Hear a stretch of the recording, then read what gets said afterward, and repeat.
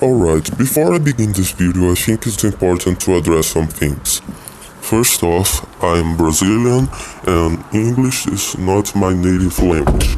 So I'm sorry if I stumble like an idiot or say grammatically wrong things, is because I don't know how to speak English too well. Second off, I know this is an old video, but this is my first English commentary.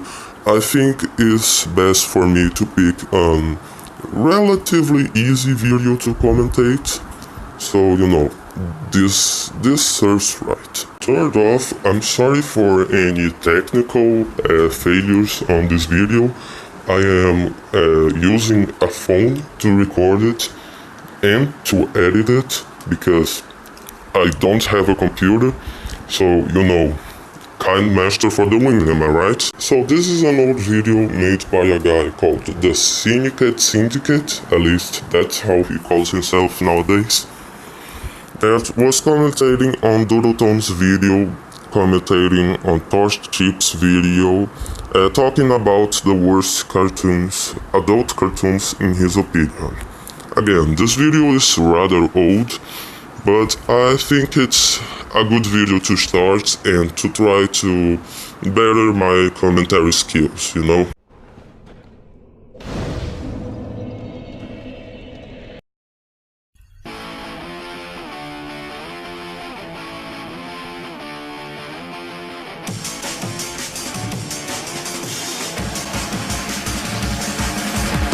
What if I told you the whole list was right there spoiled for us?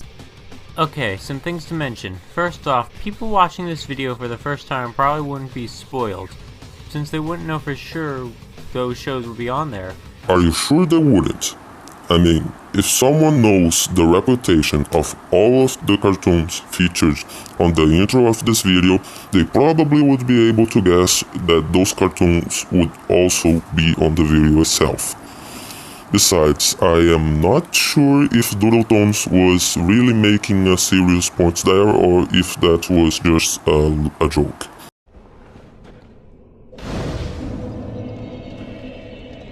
Keep in mind that this list is just my silly personal let's not go there again. Personal list, personal opinions. Nothing that I say here should be taken as fact. We good? We good. Oh, goody, so we got another Phantom Strider clone to work off of. Yeah, even aside from the, this is just my silly opinion thing, he's still using the fact that countdowns are an opinion based as a way to shield himself from criticism. Look, okay, I get it. Opinions are a subjective thing that's impossible to objectively prove wrong. However, if your reasoning seems illogical or blatantly closed-minded at whatever is going on, then I'm sorry, I'm calling it out. Okay, no. Torchip was just saying that it's his opinion, so don't take it as a fact. He wasn't saying this to shield himself from criticism. How do I know this? Because multiple people say this at the beginning of their countdowns. So Torchip was just saying this so people would realize that his list was subjective, in case some people are unaware. Wow! A subjective list on a subjective topic is subjective? Who would have guessed? Also, multiple people say this is not a fucking excuse. Let's just take a look at some countdown makers who do this. Let's check out the top 6 worst SpongeBob. Why are you showing this? What the fuck does this prove? This has almost nothing to do with the argument. And the only thing that this contributes to is the fact that you said that multiple people said this. And as I said, just because multiple people said this doesn't mean it's correct. I would have done so in the comments, but, they're disabled. So you're just gonna have to live with the video. Okay, him disabling the comments could have been him shielding himself from criticism, but let's just play devil's advocate here. Maybe one of the reasons he disabled comments was because he was sick of all the hate comments. So I think it's safe to say that he did this because he was sick of the backlash. The backlash that he got from that extremely positively rated video? Yeah, I don't think so. Also, I want you to read that description. It's gonna be important for later. It's so important, in fact, that you don't even mention that it is important after it pops up on the screen for like half a second. And if you're going to say that you showed it after on full, then what was the point of bringing it up here? I mean, besides the main character, there's not too much I can say that's absolutely awful about the show, but that's just it. The kid's so unlikable that it ruins everything. There's something that rubs me the wrong way about this point in particular. Alan ruins everything about the show that otherwise you don't have much to say about. Both Alan Gregory and his father are so infuriating by the way they think they're better than everyone else. They interrupt and manipulate everyone around them, and they're just big old jerks. Well, wait. You were complaining about his father earlier, so how does Alan Gregory single-handedly ruin the whole show for you? His father is also a pretentious, manipulative cock for brains.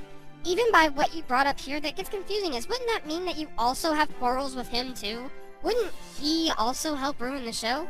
I know he's not the main character, but more of a supporting role, but it would still count, wouldn't it? He probably meant that Alan Gregory alone was enough to make the show terrible, and his father just makes it worse. Take this for example. I personally think the Call of Duty community single-handedly ruins the game for me, but I have more issues with it than just the community. Meaningless comparison is meaningless. Also, if he meant that, he should have said that. Alan's forced best friend is my favorite character, but I just can't figure out why. Maybe it's the design, maybe it's the interactions, maybe it's the... okay, yep, that'd be why. Because clearly a character can't be awfully written but still be played by a good voice actor or voice actress. Nah, the fact that Patrick Vanderweel is played by Christina Pucelli clearly is the reason you like this character overall. Look, I guess if that's truly your reason, then so be it. I can't tell you you're wrong for having an opinion. I guess have fun with your Lorna Penguin, though. Just ignore how she's written. She's voiced by Luann Loud. And that was an obvious joke he just took seriously. The joke was that he likes Luann Loud a lot, and this joke was just to make fun of how much he likes her. What? What the fuck? No, it wasn't. Granted, it might have been a joke, though with his awful delivery, it doesn't help. But it wasn't to show his appreciation to Luann. Maybe it was a joke to show his appreciation to Luann's voice actor, but not to Luann herself. See, Family Guy uses every cheap trick in the book in pursuit of getting laughs, no matter how idiotic or horrible that trick may be. Which you won't explain because it's Family Guy and doesn't need explaining, right? Boy, oh boy, I sure do love hearing how Family Guy is bad despite never hearing explanations about how rude and offensive it is. Okay, Doodle, not everything needs to be explained. Family Guy is well known for having dark and offensive jokes. Asking for proof over and over is lazy. Trust me, I've learned from this the hard way. What the fuck do you mean by that? How in the fucking shit is asking for proof lazy? How the fuck? And then, guess what? He proceeds not to explain how he learned his lesson. But let me guess, I'm the one lazy because I want you to explain, huh? Bet this is how it goes, huh? It reminds me of that one kid who comes up with an offensive joke and then goes to school the next day and tries to squeeze that joke into any situation at all, no matter how irrelevant. I actually have a point against Torch Sheep I want to make here. I know this is just a nitpick, but why are all these pictures watermarked? It just looks really sloppy and tacky. If you look up kid and kids laughing, then you'll find a bunch of images without the watermarks. You have got to be fucking kidding me. You know what? I'm not even gonna explain what's wrong with this, because apparently, if I do, I'm lazy. And I'd say you remind me of that kid who bases all their opinions off of Senpai's opinion because you're too lazy to come up with your own. But then at that point I'd be being mean-spirited. Oh, and don't go critiquing this interjection because it's just my opinion. Yeah, by the way, that mentality will forever piss me off. Okay, let's play Devil's Advocate again. Please don't. Torch Sheep's description says that he's disabled comments since people were saying rude and nasty things. I mean, there might have been some people giving him criticism, but that was probably overweighed by the hate comments. Keyword, might. Unless you have evidence of him taking criticism as harassment, then don't go jumping to conclusions. You are jumping to the conclusion that he was harassed. What was that thing about glass walls and not throwing rocks around? It has shockingly backwards morals, a surprising amount of filler for such a big show, and the episodes? They can't just focus on one story at all, like dang! Can you actually write a plot that lasts for a whole 21 minutes for a change? Oh no, Family Guy sets up a plot point A and a plot point B, almost as if there's a lot of shows that do this. You talk about how you like Rick and Morty, well, guess what other show has 2 stories in one? That's right, Rick and Morty. For example, the most recent episode of Rick and Morty, as of this video, tells the stories of Rick escaping prison, Summer and Morty trying to get to him, and Jerry's adventures in being a galactic drone person. Sure, you can argue that they eventually, by the end of the episode, intertwine, but the mass majority of the episodes do have these separate plot points that tell multiple stories. So I have to ask, why is this actually a complaint towards just Family Guy? You don't explain it really, you just kind of say, oh, why don't you just focus on one story for once, which opens you up for looking like you kind of have a double standard. Just say. I think he missed the point. He was talking about the large amount of filler in the show, something that he literally just got done saying. I am gonna call bullshit on that. If he really meant that, then the wording here is abominable, because he makes it sound like the fact that there are 2 plots is the only issue here. But assuming he was talking about plot A and plot B, it's all about execution. While Torch Sheep doesn't go on about how Rick and Morty does it right, there's always the possibility he was talking about the former and not the latter. Either that, or he meant the stories bounce all over the place and have no real focus. Those are an awful lot of maybes, huh? It's almost like you're jumping to conclusions? Okay, that might have been a far stretch, but yeah, you can't just throw around maybes like that and assume it is the truth. And then he adds 30 more unnecessary seconds to this video. Seriously, if you aren't gonna argue against it, why the fuck did you left it in? I don't care, it is sped up, the context provided here is not really necessary. I find this show mainly just bland, and it tries to cover that up with just cheap offensive jokes. To be fair, there are some actually pretty good Family Guy episodes out there.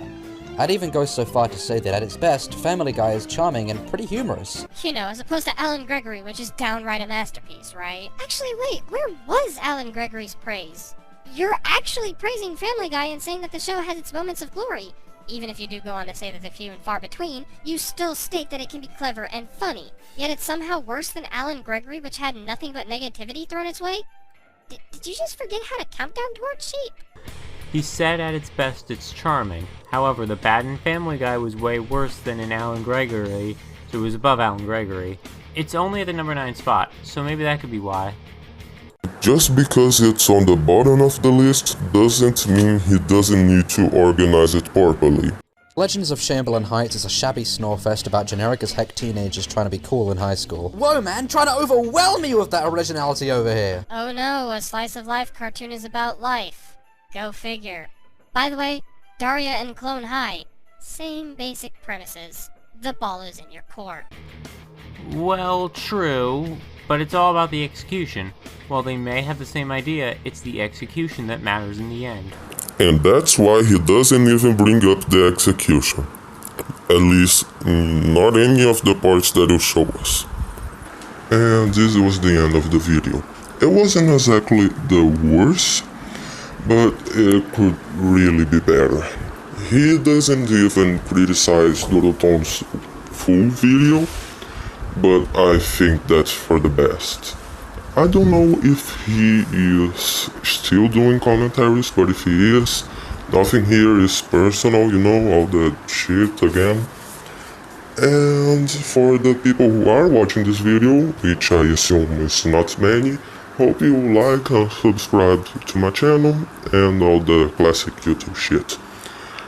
This was Atlashow, and goodbye.